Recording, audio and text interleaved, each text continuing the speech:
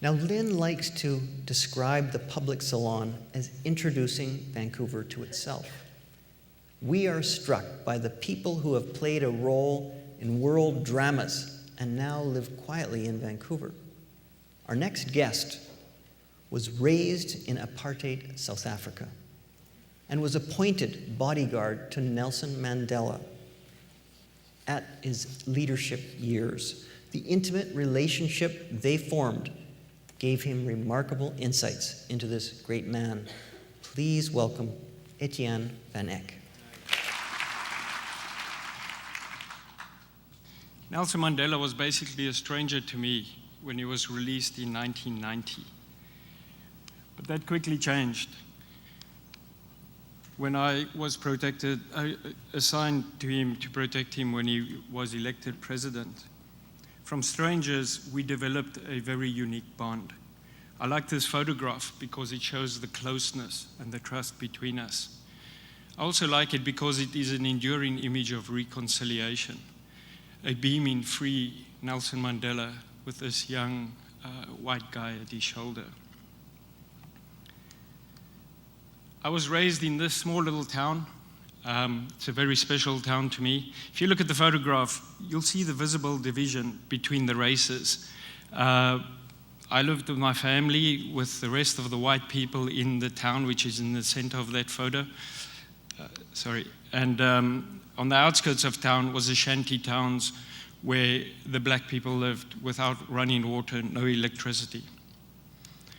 Now I was 18 when I joined the police. That's me being sworn in by my father as a young police recruit. My father was also a policeman. And that's me wearing the light blue safari suit.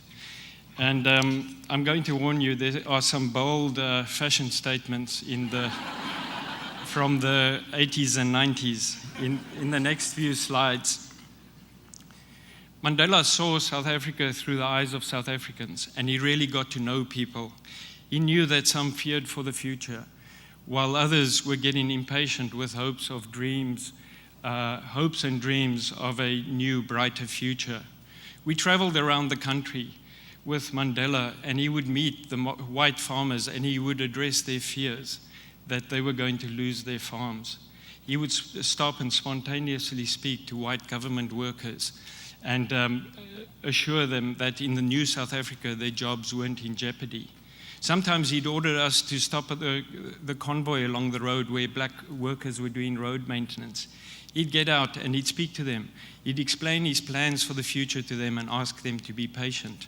Sometimes at traffic lights, when the convoy was stopped, he'd call the black newspaper vendor over to the car, and he'd impress upon the boy not to only read the sports papers, but to read the entire newspaper so that he kept himself informed and knew what was going on in South Africa. Nelson Mandela learned to speak Afrikaans. In fact, sometimes I even helped him translate speeches from English to Afrikaans. He saw this as a way to breach the gap between him and Afrikaners. It was important to him to address people in their own language. So I guess this approach of Nelson Mandela was based on the proposition that if you really get to know people, it's very difficult to treat them poorly. Early on in his presidency, Mandela promoted inclusivity and reconciliation. He insisted that his protection team be representative of all the races of South Africa. I like this photo because, and that's sort of me in the middle, the guy without the shades. This photo, I like it because it shows unity despite diversity. We came together under very difficult circumstances to do a very important job, and we did it quite successfully. Now, Nelson Mandela also knew that sport can be a great unifier. And I think the most important example, or the most famous example, is the Rugby World Cup of 1995. Early on, before the World Cup, there was a strong move to remove the Springbok emblem from the jersey of the national rugby side. Many in South Africa viewed it as an apartheid symbol of oppression. But Nelson Mandela knew that it was an important symbol to white South Africans. So despite opposition from within his own party, Nelson Mandela very openly and very strongly advocated for the retention of this Springbok emblem. At the start of the final between the South African Springboks and the mighty All Blacks of New Zealand, Nelson Mandela came onto the field wearing the Springbok jersey, sporting the Springbok emblem. He was greeted by 65,000 spectators, all very loudly chanting, "Nelson, Nelson, Nelson." I think on that day, Nelson Mandela truly gripped the imagination of the nation. This is a photograph, we might all recall this, from 1995, Nelson Mandela presenting the winner's trophy at the World Cup to the victorious South African captain. Nelson Mandela was a very caring leader, and he supported me. Many times at functions like this, he'd point over to me and he'd say, "Jy's Etienne van Eck, an Afrikaner boy. I trust him with my life." It was very humbling for me to hear him say that. Now, Mandela sometimes was also quite mischievous and quite politically savvy. His day would normally start with a long pre-dawn walk, and sometimes he would give us the slip. He would leave before us. And sometimes he'd be 15 minutes ahead of us. We'd arrive there only to find out that he's already left. So we'd run after him, heavy laden, with firearms and radios. We'd catch up to him, walking alone on a really busy highway. And he'd look over at us and give us that smile and say, "I'm glad to see you boys are keeping up your fitness."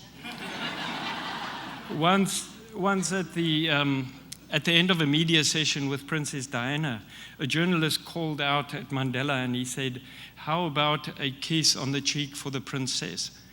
Now, there's many reasons why a president shouldn't kiss a visiting princess at the request of a journalist. But without hesitation, Mandela smiled and he said, "Oh, no, that would be treason."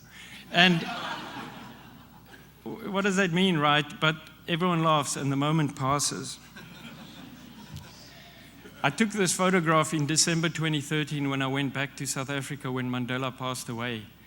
Nelson Mandela loved children. This is a statue of him with a bunch of children. Nelson Mandela always used to take the opportunity and tell children, "You've got to concentrate on your studies. You are the next political leaders, community leaders of South Africa." I saw kids in squatter camps look up at Nelson Mandela and really believe in their future. Mandela believed that if you involve somebody in something that is productive, it's virtually impossible for them to be negative. He also believed that you've got to involve people and keep them informed, because without a doubt, if you do that, they are going to make an impact. I've often wondered if Nelson Mandela perhaps chose me to involve me in a very small way and who could somehow also make an impact. Now, I'm going to wrap up with a very short story. Nelson Mandela used to tell this story. It's about a man who leaves his childhood village, and as he is, the person grows restless and tries to go and see the rest of the world because he wants to go seek his ideal wife. He travels all over the world, across all the continents, meeting women from all over the world. Despondent and defeated, he returns back to his village, only to find out that the young girl he had grown up with had developed into this lovely young lady who, in fact, was his ideal wife.